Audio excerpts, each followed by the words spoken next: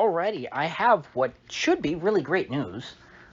We are hearing talks of a treaty, well, maybe not that much, but a ceasefire in Ukraine, in which Ukraine accepts Russia's publicly stated demands. And I hope this is true. It's hard to believe that either side would go along with this, though. Once we got to a certain point in this war, once the Russians expended a certain amount of blood, once they sunk, once their sunk costs got to a certain degree, once Russian troops moved a certain distance into Ukraine, I thought, you know what? I'd have to imagine that Russia wouldn't accept those terms that they originally laid out, the demands that they had going into the war, which of course were the independence, recognizing the independence of the Donbas republics and then recognizing Russian sovereignty over Crimea. That's what Russia wanted from Ukraine. And of course, neutrality. That was the gist of it. Those are pretty modest demands, considering that the Donbas republics had not been under control of Ukraine since 2014. And of course, Crimea has been, a part of Russia for about the same amount of time. That's just asking Ukraine to recognize the facts on the ground. The only thing that they were asking Ukraine to, do affirmatively is to, go out and say, we're never going to join NATO. We're always going to remain, have a neutral foreign policy. We are not going to align ourselves with NATO. And so given that those are pretty modest demands, now that the Russians have invested so much effort, so much blood, and so much treasure into this war in Ukraine, it's hard to believe that they would accept Ukraine, just giving up, so little to end this war. I would like to believe that they would. I don't think that there's ever, I shouldn't say this. I shouldn't speak so broadly, but the vast majority of the time, most of the wars that I've seen, you lose much more by continuing them than you do by ending them at any given point. As a general rule of thumb, if you have an opportunity to just, blow the whistle and end a war, that's usually your best option. That's usually the best option, for both sides. But politically, within Russia, I think, and I've also heard, that's just instinctually, I think that would be perceived as a weak move on the part of Putin, that would undermine his position within Russia. And, according to the Duran guys, who I guess keep up with Russian social media, I don't. Anecdotally, that's what they're seeing as well. The sentiment is that, this would be a weak move by Putin if he essentially let the Ukrainians get off with just the initial demands, that the Russians don't up their demands. And, again, I have to distinguish between what I want to see and what is, sort of from a realist perspective in the best interests of Russia. There's what I want the Russians to do, and there's what the Russians, rationally should do. Considering that Russia's strategic position has increased vis-a-vis Ukraine since the onset of the war, considering that Russia has been winning and that they've been seizing territory, they've seized a good chunk of Ukraine, it is not the same for Ukraine to accept the initial demands, as it would have been for them to accept it before the war. Russia has a stronger hand now, and so, logically, it would make sense for them to make stronger demands. Essentially, take what you can get. That's the basic idea here. And I'm not saying the Russians should do that. I don't want them to.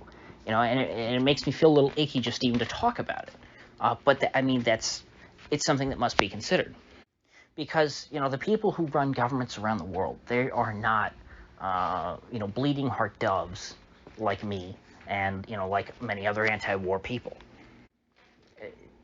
As a rule of thumb, if you're a world leader, you're not anti-war. And so I have to put myself in their shoes. I have to try and think like these world leaders. And if I were in their position, if I had their values, if I had their incentive structure, I would not end it here. if I were in Russia's shoes, if I were in Putin's shoes, I would carry on, and I would take as much as I can get. And so that's why it's hard for me to be too optimistic about this actually happening. I don't think that the Russians will do it at this point. It's clearly in Ukraine's best interest to take this deal, because Ukraine would actually be, gaining territory on net. Because as it stands right now, a decent chunk of Ukraine has been devoured by Russia, and Russia's only going to take more. And so if the Ukrainians can slough off 3 oblasts, which they haven't had control over since the Maidan coup to begin with, and then get Russia out of all the other parts of Ukraine that they did have control over, that they do want, that they do, value as territories. That's a pretty good trade for them. That's a good deal for them. And so when you're on the losing side of the war, you don't normally get the better deal. And so if the Russians give the Ukrainians the better side of the deal, if they're magnanimous and they settle for what their initial goals were, after all that's happened, they will look weak. The West will not give them any credit for being magnanimous. In fact, the West will say, look, this is proof of how weak Russia is. And at the same time, they will say the fact that Russia got any of their demands, got anything that they wanted out of this, is proof that Russia's an evil empire, and that, that's stolen land, and they're going to play up the revanchism to 11. I mean full revanchism, like Alsace-Lorraine during the fin de siècle. They already treat Donbas like that. Despite the fact that, Alsace-Lorraine, they were 2 German provinces of France, or departments, I guess they'd call them. They were taken by Germany after the Franco-Prussian War, because German people lived there. But the French were obsessed with getting them back. And so likewise, if Ukraine is able to remain intact, if the Ukrainian state is able, because really it will remain completely intact if all they quote-unquote lose is Donbas and Crimea, because they lost Donbas and Crimea a long time ago. They will just look at Donbas and Crimea through this revanchist lens, and it will be able to play, it will be used, it'll actually be to the benefit of the current Ukrainian state. They'll be able to play it up. They'll be able to constantly refer back to it, and they will, hype up a nationalism over it.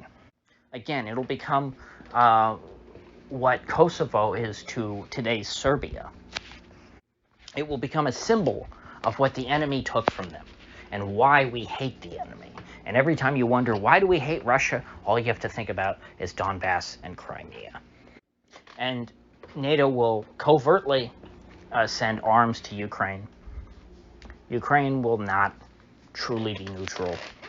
And who knows, in a few years we may find ourselves back here all over again. And I'm not trying to make the case here, like, oh, well, we need to continue this war in order to prevent future wars. I'm not making that. I'm not a hawk. 9 times out of 10, if you tell me, hey, we have a chance to end this war on any terms, I'm going to say, hey, that sounds pretty good to me. But from the perspective of the Russians, I think that it would be difficult to imagine that, especially knowing that Putin is going to have a lot of hawks, behind his back, or perhaps that's the wrong thing, on his shoulder, whispering in his ear about how this is the wrong thing to do. You're not going to have a strong majority of people in the Kremlin who support ending the war here. If Putin chooses to do this, he will certainly be on the dovish side of the Russian ruling class, of the Russian establishment.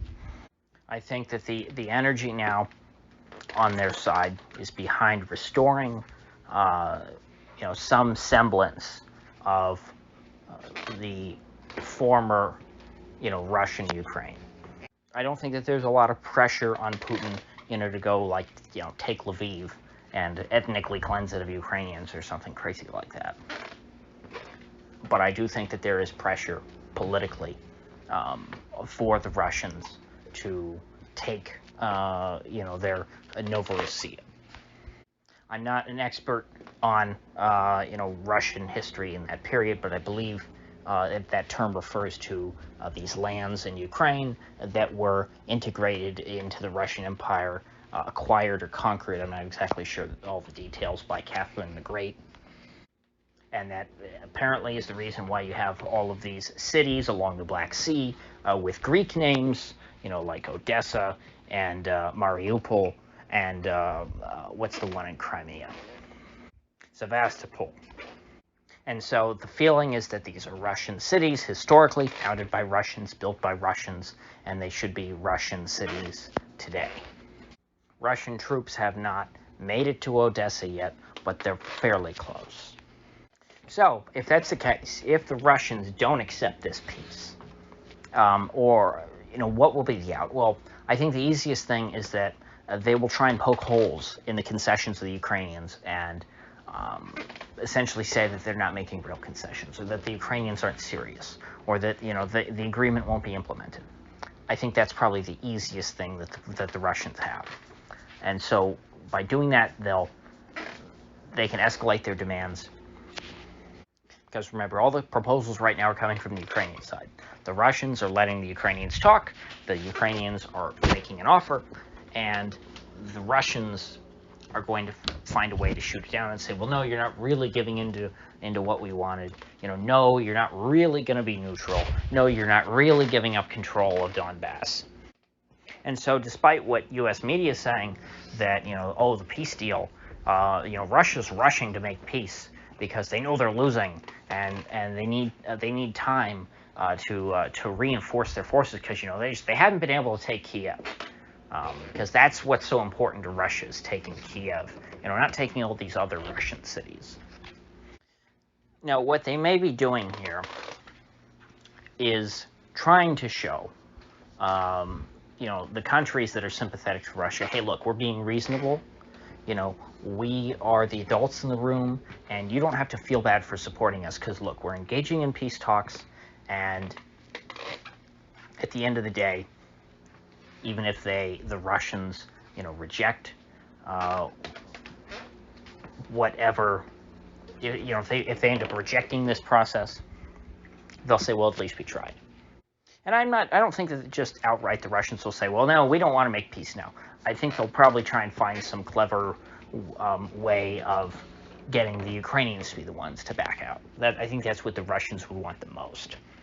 Like ask for more than the Ukrainians are willing to concede at this point, while at the same time still sounding very reasonable. Now, you could say I'm being cynical. I don't think I'm being cynical. Like I said at the outset, I think I'm being realistic. This isn't what I want to happen. What I want, more than anything, would be for this to end, one, and two, for it to end and, the Ukrainian government to treat their people normally. I also want the Russian government to treat their people normally. But clearly, the Ukrainian government, since 2014, has had it out for Russian speakers. That's why we are seeing Russians being tortured in Ukraine while this war is going on. And it's not just limited to Ukrainians. It also appears to be gypsies as well. What was it? C-14, I think it was. The neo-Nazi militia that was contracted by the city of Kiev to root out the gypsy camps. And now we're seeing gypsies as well as Russians tied to, shrink-wrapped to light posts and beaten and humiliated publicly. And so maybe that's how the Russians will push the Ukrainians into rejecting peace, by going after the neo-Nazis, by saying to the Ukrainians, okay, well, you have to deal with your neo-Nazi problem. These people must be prosecuted somehow. And of course, internationally now, ever since this war started, even though everyone recognized it before, the official line is Ukraine doesn't have a neo-Nazi problem. There are no neo-Nazis in Ukraine. And so by demanding that, oh, well, the Russians, they're just putting in a poison pill because that's ridiculous, because everyone knows there are no Nazis, so how can they expect Ukraine to commit to, trying to root out its Nazi problem? You see, and it doesn't just have to be that. There's lots of little things like that that can be used to. It's very easy to sabotage peace talks.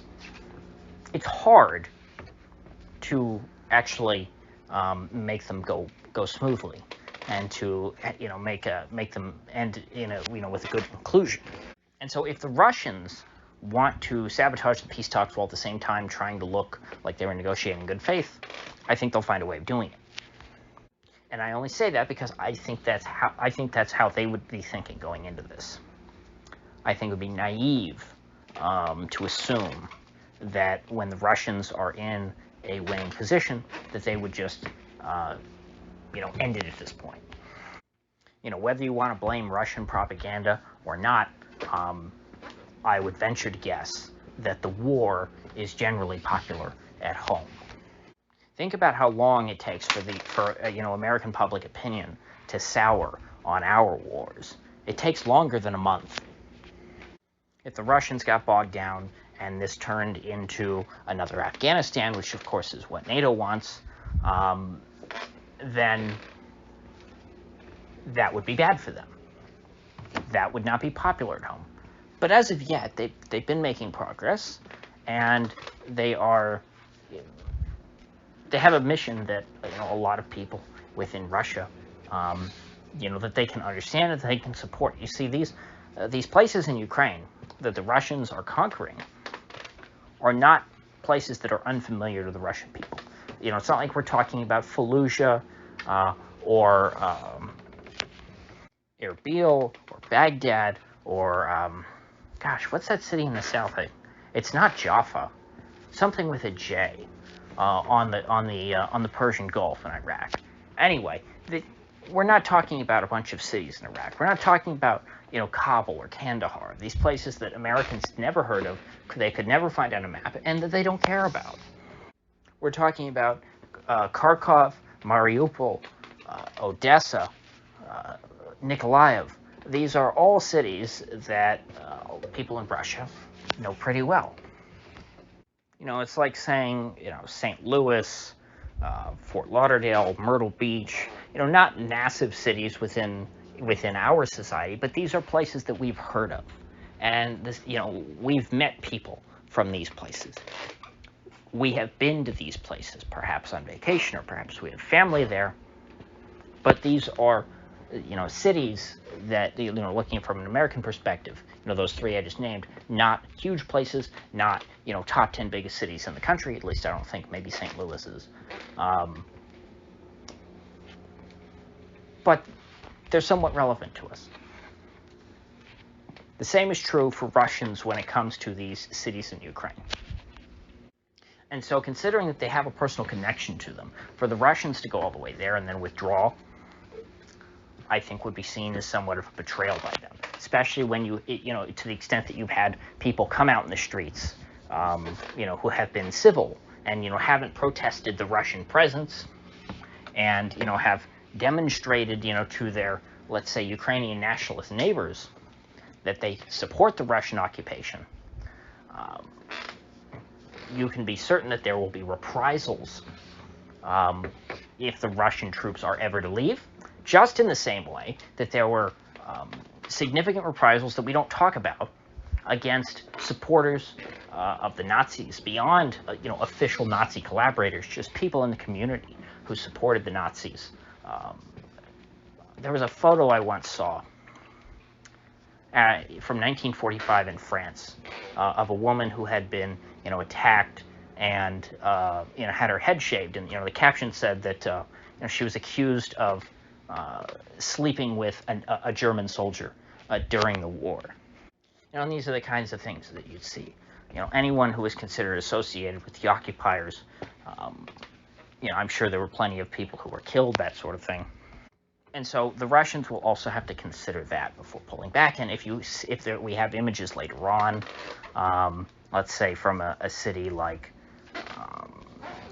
Kherson, where someone who maybe supported the Russians while they were there, ends up getting lynched, in the town square, and some Azov type guy, with a swastika tattoo, is saying, "This is what we do, to Ruski sympathizers, in our town."